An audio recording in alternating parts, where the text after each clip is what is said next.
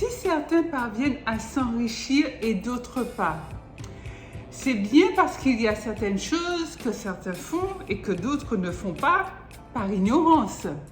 Tiens-toi bien, parce qu'aujourd'hui, je vais te dévoiler 4 secrets que les riches font tout leur possible pour que tu ne saches pas. Reste bien avec moi parce que le secret numéro 3, c'est un secret qui est hyper bien gardé et c'est motus et bouche cousue pour les riches. Bonjour, bienvenue sur L7 Finance. Moi, c'est Lucilla. Donc, sur cette chaîne, je te parle argent, épargne, budget, finance, mindset, positivité de manière très concrète et très fun pour t'aider à faire gonfler ton compte en banque. Donc, si l'argent, c'est un sujet pour toi, c'est un problème, tu ne sais pas comment ça fonctionne, tu ne sais pas comment ça marche, tu aimerais en savoir plus et tu aimerais en avoir plus, ne bouge pas et abonne-toi. Abonne-toi, oui, mon ami, parce que cette chaîne, c'est la tienne et parlons finance. Pense à activer la petite cloche de notification juste à côté du bouton s'abonner, comme ça, tu ne vas louper aucune des vidéos, des pépites que je mets en ligne, rien que pour toi. Je te serai infiniment reconnaissante si tu prends quelques minutes de ton temps pour regarder la vidéo que YouTube va te proposer juste après celle-ci. Entrons dans le vif du sujet. Parmi les 4 secrets que les riches ne veulent pas que tu saches, premièrement, ils ne veulent pas que tu saches que le salariat ne peut pas et ne pourra jamais te rendre riche. En fait, ce n'est pas fait pour ça. Ni tes augmentations de salaire, ni tes promotions, ni les ajustements par rapport au coût de l'inflation ne te permettront de devenir riche avec ton seul et unique salaire. En réalité, si tu veux augmenter tes finances, si tu veux avoir plus d'argent, ton salaire seul ne te suffira jamais. Ton salaire seul, par contre, peut te servir de tremplin. Pourquoi? Parce que lorsque tu cherches, par exemple, à investir dans une société, dans une start-up, dans l'immobilier, par exemple, la banque va énormément apprécier que tu te présentes à elle avec un sésame qu'on appelle le CDI. Regarde bien dans le classement de Forbes. Tu connais Forbes, donc c'est un magazine qui te classifie les plus grandes fortunes du monde. Est-ce que tu as déjà vu un salarié? Non. Jamais. Il y a évidemment des salariés qui gagnent très bien leur vie, extrêmement bien leur vie. Les grands patrons des sociétés du CAC 40, ce sont des salariés, ils touchent un salaire, ils gagnent extrêmement bien leur vie. Néanmoins, pour moi, je considère que ce n'est pas un symbole de richesse. Même si on gagne 10 000, 20 000, 30 000 euros par mois, peut-être même plus en tant que salarié, pourquoi je dis que ce n'est pas un sésame d'enrichissement? Tout simplement parce que ton salaire, ton statut de salarié, tu ne pourras jamais le léguer à tes enfants. Encore moins à tes petits-enfants et à tes arrière-petits-enfants. Donc ça veut dire que ce n'est pas un véhicule d'enrichissement pérenne. Par contre, lorsqu'un salarié, même s'il ne touche que 2 000 euros par mois, investit dans un business rentable, dans une source d'enrichissement rentable, eh bien là, il pourra léguer le fruit de ses investissements à ses enfants, ses petits-enfants, ses arrière-petits-enfants, etc.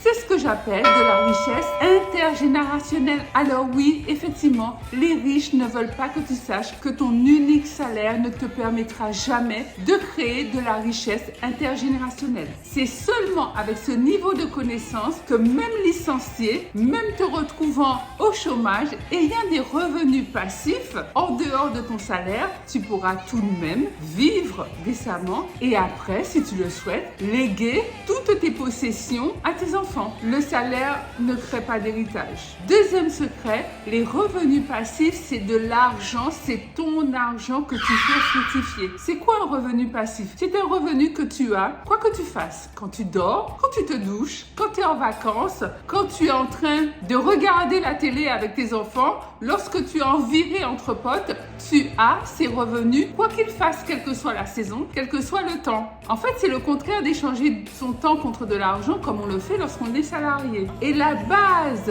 le bon départ pour réussir à faire ça, c'est l'épargne. C'est grâce à ton épargne que tu auras des portes devant toi, tu auras des ouvertures, tu auras des opportunités pour investir, par exemple, soit en bourse, soit dans l'immobilier, soit dans de l'affiliation, soit dans des business ou des startups. Pour moi, le top des investissements, c'est l'immobilier. Peut-être que tu le sais déjà, moi, l'immobilier, c'est mon dada. Pourquoi? Parce que ça te génère des revenus tout le temps, tous les mois, ou toutes les semaines, ou tous les jours. Et en plus de cela, il faut savoir que tes biens, les biens dans lesquels tu investis, qui sont ta propriété, prennent de la valeur avec le temps. Donc en fait, avec l'immobilier, tu t'enrichis sur plusieurs niveaux. En bref, avec le temps, tu deviens de plus en plus riche. Je pourrais aisément te donner l'exemple d'un des appartements que j'ai. Lorsque je l'ai acheté, il valait 50 000 euros. Et 8 ans après, je l'ai fait estimer, on me l'a estimé à 125 000 euros.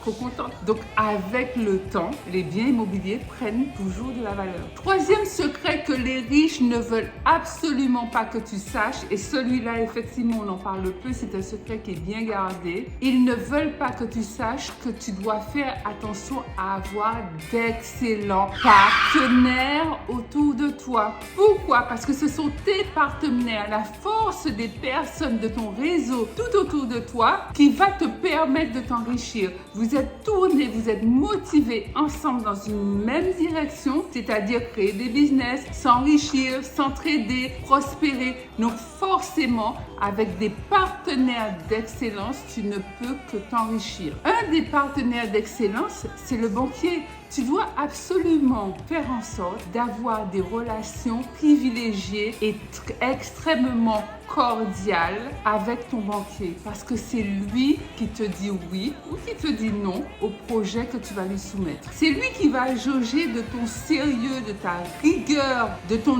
exemplarité, de ta capacité à mener à bien tous ces projets. Tu dois également être bien entouré par un avocat ou même un expert comptable. S'il est fiscaliste, c'est encore mieux. Toutes ces professions, tous ces partenaires sont aptes à te donner des conseils précieux qui peuvent te faire gagner et du temps et de l'argent. Pourquoi? Parce que c'est eux qui connaissent les rouages, les lois, les amendements qui sont faits et qui peuvent te permettre d'entrer dans une niche qui te fera soit économiser de l'argent, soit en gagner plus. Par exemple, il y a certaines niches fiscales, il y en a pas mal d'ailleurs, qui peuvent t'aider fortement à réduire ton impôt sur la société. Bien sûr, tout cela est parfaitement légal puisque ce sont des mesures qui sont prises par le gouvernement lui-même. Et pourquoi prend-il ces mesures à ton avis? Tout simplement pour faciliter l'enrichissement non pas des masses, mais des entrepreneurs, des entreprises. Si on te dit que les riches ne payent pas d'impôts, c'est pas faux. Pourquoi? Parce qu'ils bénéficient d'énormément d'avantages fiscaux à travers leur société. En réalité, la plupart des riches que tu trouves dans les classements de Forbes, par exemple, ne sont pas riches d'argent sur leur compte personnel. Ils sont riches à travers les actifs que génère leur société. Et en fait, ils se versent des dividendes ou alors ils profitent des ressources de leur entreprise pour pouvoir voyager, pour pouvoir créer d'autres business. Bref, ils se servent des leviers de leur entreprise pour payer le moins d'impôts possible. Quatrième secret que les riches ne veulent pas que tu saches, c'est qu'il faut te faire plaisir uniquement. Et je dis bien uniquement avec tes revenus passifs. C'est exactement le contraire, c'est l'extrême inverse que font les salariés. Parce qu'en fait, ils se font plaisir avec leur salaire. Les riches, eux, se font plaisir avec leurs revenus passifs. C'est-à-dire que lorsqu'ils ont des bénéfices avec leurs investissements, c'est seulement à ce moment-là qu'ils vont acheter toutes sortes de gadgets, voitures de luxe, vêtements de luxe, jet privé, maison, villa, appartements de luxe, etc., etc. Mon ami, si ton train de vie n'est basé que sur ton seul et unique salaire, tu cours à la catastrophe de l'appauvrissement. Vacances, ordi, bijoux, voyages, voitures, tout ça, ça doit être le fruit de tes investissements et non pas sorti de ta poche, c'est-à-dire sorti de ton salaire. Bien sûr, lorsque tu as le fruit de tes investissements, tes revenus passifs, tu ne dépenses quand même pas tout en gadget. Il faut quand même utiliser de l'argent, c'est-à-dire des graines que tu vas semer à nouveau que tu vas réinvestir, que tu vas réinjecter dans le système de ton investissement, le système que tu as choisi, pour te créer encore plus et toujours plus de revenus passifs. Voilà mon ami, les 4 secrets que les gens riches ne veulent absolument pas que tu connaisses. Dis-moi en commentaire, est-ce que tu avais déjà entendu parler de ces secrets? Je me ferai un plaisir de te lire et de te répondre. Pense à liker cette vidéo, à la partager massivement tout autour de toi, dans tes groupes privés, WhatsApp, Facebook, etc. etc. Abonne-toi, oui, abonne-toi mon ami. Comme je te le disais tout à l'heure, cette chaîne, c'est la tienne. Je te dis à tout de suite sur Instagram. Mon compte, c'est L7Finance. Tu peux me retrouver si tu le souhaites. Autrement, je te retrouve ici même sur YouTube pour de nouvelles aventures financières. Et en attendant, je te laisse avec cette vidéo parce que je suis sûre qu'elle t'en apprendra beaucoup à propos de toi, de tes finances ou de ton mindset.